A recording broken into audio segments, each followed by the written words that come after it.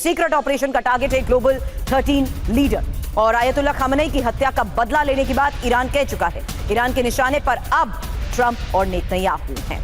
Iran की अखबार में एक फोटो छपी है। अखबार में लिखा गया है, अचानक मौत आएगी। और ईरान के 13 दुश्मन हिट लिस्ट तैयार हो चुकी है। जल्द इंफॉर्मेशन वॉल का रुख करते हुए एक जानकारी आपके सामने रखते हैं, क्योंकि इस हिट लिस्ट में सबसे पहला नाम है अमेरिका के राष्ट्रपति डोनाल्ड ट्रंप और साथ ही इजरायल के पीएम बेंजामिन नेतन्याहू का। ईरान की तरफ से जारी हुई इस लिस्ट में तीसरा नाम आता है इजरायल के रक्षा मंत्री इजराइल काट्ज का और साथ ही सेंटकॉम के चीफ ब्रैड कूपर का। इसके अलावा पांचवा नाम है पीट हेग्सेथ का, जो कि यूएस के रक्षा मंत्री हैं, जबकि यूएस के विदेश मंत्री मार्को रूबियो भी ईरान के निशाने पर हैं। साथ ही राजदूत माइक हकाबी के साथ साथ इजरायल के सेना प्रमुख एयाल जमीर भी इस फहरिस्त का हिस्सा है, जबकि इटली की पीएम जॉर्जिया मेलोनी और इजरायल के विदेश मंत्री गिडियन सार का नाम इस लिस्ट में है। साथ ही जर्मन चांसलर फ्रेडरिक मर्ज और फ्रांस के राष्ट्रपति इमैनुअल मैक्रो और साथ ही इसी फहरिस्त में ब्रिटेन के पीएम कीर स्टारमर का भी नाम है। तो ईरान के 13 दुश्मन हिट लिस्ट अब तैयार हो चुकी है, लेकिन आयतुल्ला की हत्या का इंतकाम कैसे लिया जा रहा है, क्योंकि ये जो हिट लिस्ट हमने आपको दिखाई है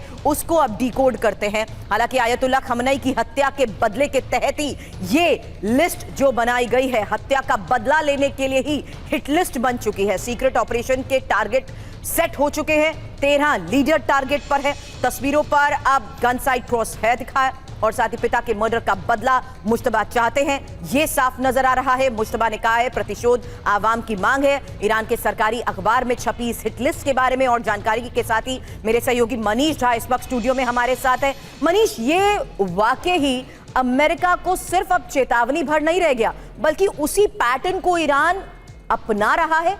टॉप लीडरशिप का खात्मा अमेरिका ने किया, अब ईरान भी यही मन बना चुका है या फैसला ले चुका है और यह बता चुका है कि जैसे सक्सेसफुल हमले पहले 2 दौर में किए हैं, वैसे ही हमले अब होंगे, लेकिन अब सीधा टॉप लीडरशिप टारगेट पर होगी। देखिए, हिट लिस्ट में कौन है, किस पद पर है, इसके बारे में तो आपने विस्तार से जानकारी दे ही दी है। इसमें इस हिट लिस्ट की एक और खासियत है कि इसमें से कोई भी व्यक्ति ऐसा नहीं है जो कि बंकर में रह रहा हो या जो अंडरग्राउंड हो गया हो, जो पब्लिक में अपीयर नहीं होता हो या फिर वो दुनिया में अलग अलग सम्मेलन में नहीं जाता हो। हर जगह जाता है, पूरी दुनिया में वो घूम रहे हैं और अगर आप चाहें तो उसको मार भी सकते हैं। लेकिन इसके ठीक उलट जो इन देशों का ईरान में हिट लिस्ट है, उसके बारे में क्या कहेंगे आप कि ईरान के सुप्रीम लीडर मुश्तबा खामनेई, जिनके बारे में इजराइल के रक्षा मंत्री ने भी कहा कि वो हमारे हिट लिस्ट में, वो कहाँ है किसी को नहीं पता। उनके पिता को अंतिम विदाई दी जा रही थी, वो नहीं दिखे। वो किसी से नहीं बात कर रहे हैं, ना एक तस्वीर आ रही है, ना एक किसी कार्यक्रम में जाए। उनके अपने जमीन में, अपने देश में वो लगातार लापता बने हुए हैं। तो ये अंतर तो दोनों पक्षों का है। देखिए, दोनों पक्षों की तरफ से कोशिश होगी, लेकिन इस हिट लिस्ट के आने से हुआ क्या, इस हिट लिस्ट के आने के बाद से ईरान को लेकर पश्चिमी देशों में एक खास किस्म का नैरेटिव और अधिक मजबूत होगा।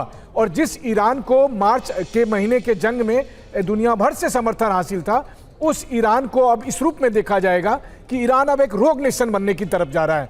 यानी कि supreme leader ayatollah Ali Khamenei के मौत के बाद से जिस तरह से IRGC के नेतृत्व में सब हिट लिस्ट लिए घूम रहे हैं, तो मतलब अब जो कहते हैं हिंदी में विनाश काले विपरीत बुद्धि, उस मोड में ईरान जा रहा है। लेकिन और जाहिर है कि सवाल अभी भी यही है मनीष कि आखिर ईरान इतना मजबूत कैसे हो गया कि तमाम हमलों के बावजूद उसके ऊपर जो दबाव बनाने का डोनाल्ड ट्रंप दावा कर रहे थे, अभी तक तो यही कह रहे थे कि हिट लिस्ट में नंबर 1 मैं हूं, वो है भी, लेकिन अब तो बकायदा 13 लोगों की 12 और लोग इस लिस्ट का हिस्सा बन चुके हैं। जाहिर सी बात है, ये बहुत बड़ा सेटबैक अमेरिका के साथ साथ पूरे पश्चिम के लिए हो सकता है, क्योंकि दुनिया के 13 अहम नेता ईरान की इस हिट लिस्ट में आ चुके हैं। अमेरिका से ऐसी खबर आई है ये जिसने कईयों को हैरान भी कर दिया है और अमेरिकी सेनेटर लिंडसे ग्राहम की मौत से हड़कंप मच चुका है। ये एक और बड़ी खबर सुनी, ट्रंप के बेहद करीबी सहयोगी लिंडसे ग्राहम की मौत पर अब कई सवाल उठ रहे हैं। पुतिन के करीबी सलाहकार दुगिन का दावा है लिंडसे ग्राहम की मौत के पीछे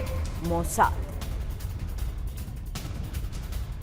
हालांकि लिंडसे ग्राहम की मौत पर क्या पर्दाफाश हुआ है, पुतिन के करीबी दुगिन जो दावा कर रहे हैं उसके मुताबिक लिंडसे ग्राहम की मौत के पीछे मोसाद है। ग्राहम की मौत ट्रंप को इजरायल की चेतावनी है और ग्राहम की मौत के बाद ट्रंप का अगला नंबर है। हालांकि दुगिन दावा यह कर रहे हैं कि ग्राहम की मौत ट्रंप को संदेश है, ईरान से युद्ध जारी रखना चाहता है इजरायल। बड़ा सवाल यही है कि लिंडसे ग्राहम की मौत का राज है क्या, कीव से लौटते ही लिंडसे की मौत हुई कैसे और क्या लिंडसे की मौत के पीछे मोसाद है? हालांकि शक के घेरे में रूस और तेहरान क्यों है? सवाल करूं उससे पहले लिंडसे ग्राहम की मौत को लेकर एक और जानकारी, क्योंकि दुनिया में चर्चा क्यों हो रही है। अमेरिकी राजनीति के प्रभावशाली शख्सियत और ट्रंप के सबसे भरोसेमंद सहयोगियों में से एक अपने बयानों को लेकर हमेशा चर्चा में रहे, अंतर्राष्ट्रीय कूटनीति में सक्रिय भूमिका निभाई, ईरान सरकार के सबसे मुखर आलोचक और ईरान को लेकर कई भड़काऊ बयान तक दिए, रूस यूक्रेन मुद्दे को लेकर भी काफी सक्रिय रहे, साथ ही सत्ता का संतुलन बनाने में भी अहम भूमिका निभाई है।